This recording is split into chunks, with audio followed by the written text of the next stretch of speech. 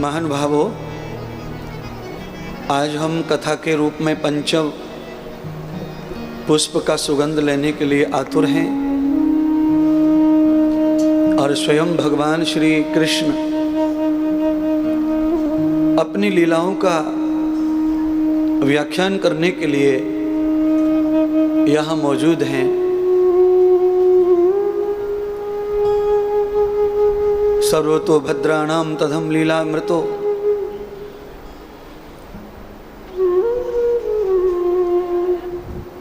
भगवान व्यास जी अपार चिंता में जब थे,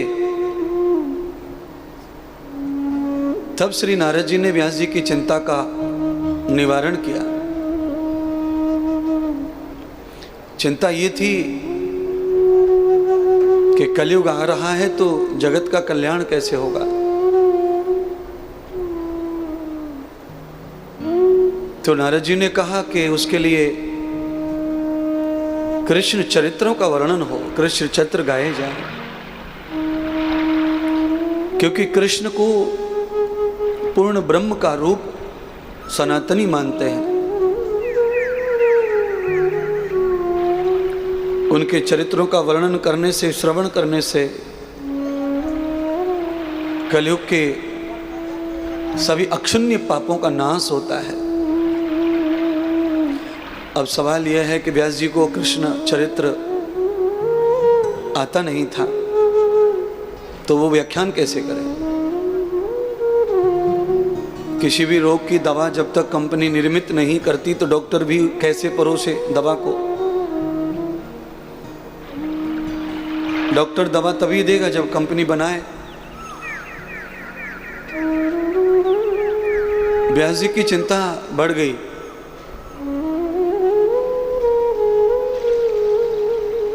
पर नारद जी की वजह से चिंता का मूलतः नाश हुआ। व्यास जी की जो चिंता थी वो समाप्त हुई, मार्ग मिला व्यास जी को।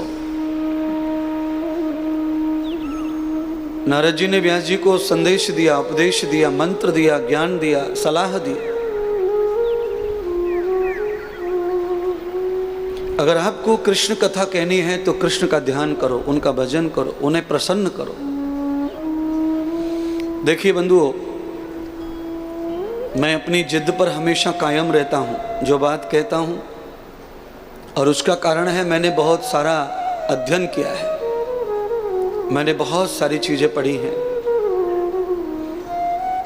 गूढ़ से गूढ़, सामान्य से सामान्य, असाधारण से असाधारण ग्रंथों का अध्ययन किया।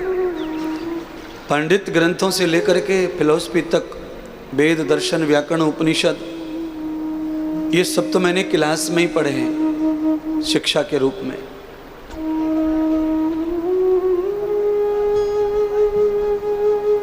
नारद जी अगर समाधान कर रहे थे तो नारद जी ये भी कह सकते थे व्यास जी को, जाओ वो किताब खरीद लाओ, उसे किताब है उस पढ़ो, उसमें से सीखो और लोगों को सिखाओ।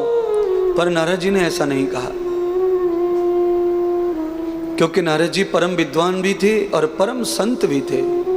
जो विद्वान परम संत होते हैं वो कभी भी असत्य भाषण नहीं करते, अनर्गल मार्ग नहीं दिखाते,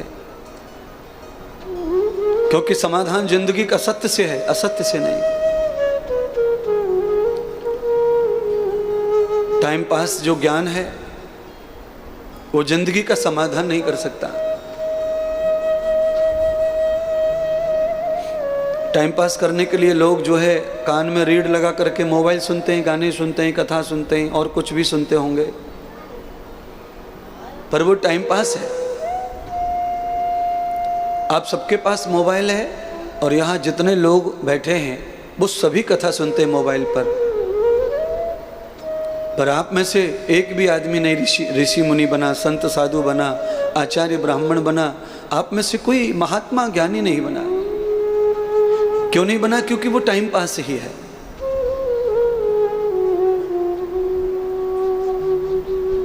इस कान में सुनते हैं, मन लगता है, उस कान में से निकाल देते हैं, दूसरे काम में मन लगा लेते हैं। काम तो बहुत होते हैं इंसान पर। मजदूरी करते करते हमारी जो बिल्डिंग है उसमें बच्चे मोबाइल में गाने सुनते हैं, कथा सुनते हैं। मैं राउंड पे जाता हूँ तो मैं देखता हूँ, तो अगर आदमी लकड़ी काट रहा है, फर्नीचर का काम कर रहा है, टाइल्स का काम कर रहा है और गाना चल रहा है, कथा चल रही है, तो दो जगह में से एक जगह कहीं ना कहीं नुकसान होगा। या तो वर्क में नुकसान होगा या तो सुनने में नुकसान होगा, दोनों काम नहीं हो सकते।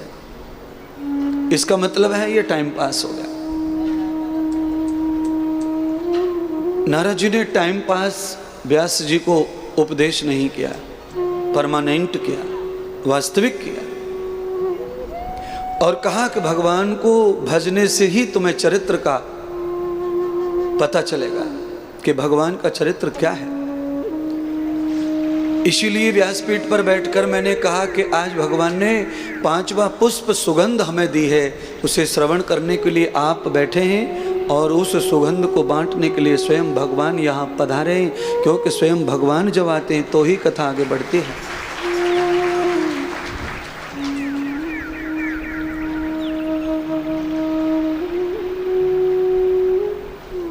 व्यास जी ने बहुत भक्ति की, साक्षात भगवान श्री कृष्ण को प्रकट कर लिया और सारी कथाएं भगवान की व्यास जी के हृदय में उतर गईं। अब यहाँ भी मेरे पास विषय है, मेरे पास विषय है। 99% लोग समझते हैं कि कथा बुद्धि से गाई जाती है, पढ़ी जाती है, सीखी जाती है। वृंदावन में तो यही हो रहा है। टीचर्स हैं, शास्त्री हैं, आचार्य हैं, कथा पढ़ाते हैं, सिखाते हैं, और पढ़ने वाले जो बच्चे हैं वो भी पढ़ते हैं। यानी कि पढ़ाने वाला भी बुद्धि का प्रयोग करता है और पढ़ने वाला भी बुद्धि का प्रयोग करता है। और वास्तविकता शास्त्र ये है भागवत का कि इसका बुद्धि से कोई संबंध नहीं है। महर्षि मनु से लेकर के, महर्षि चरक से लेकर के, महर्षि कपिल से लेकर, महर्षि जयमुनि से लेकर, महर्षि पतंजलि से लेकर के मेरे पास सबका प्रमाण है। महर्षि पतंजलि कहते हैं मनस्य वेगम न चित्तस्य दोषम यथा मूलस्य भागेन बुद्धिमतात् भक्ताम। परमात्मा की भक्ति को न बुद्धि से किया जा सकता है, न मन से किया जा सकता है, न चित्त से किया जा सकता है। मन बुद्धि चित्त से रहित है भगवान की भक्ति, तो उससे दूर जाके है।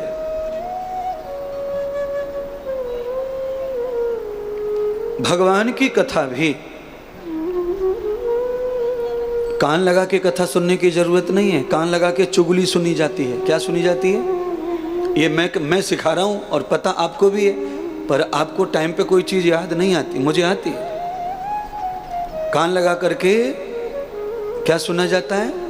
चुगली। और कथा कैसे सुनी जाती है? ध्यान लगा के। अच्छा, ध्यान बुद्धि में नहीं होता है, ध्यान दिल दिमाग में नहीं होता है। दिमाग से दूर दिल में, दिमाग में, दोनों जगह समावेश हो जाता है, उसे ध्यान कहते हैं। दिल के तार बुद्धि से जब जुड़ते हैं तो एक नई बुद्धि का संचार होता है, प्राकट्य होता है। उस बुद्धि का नाम है ऋतंबरा।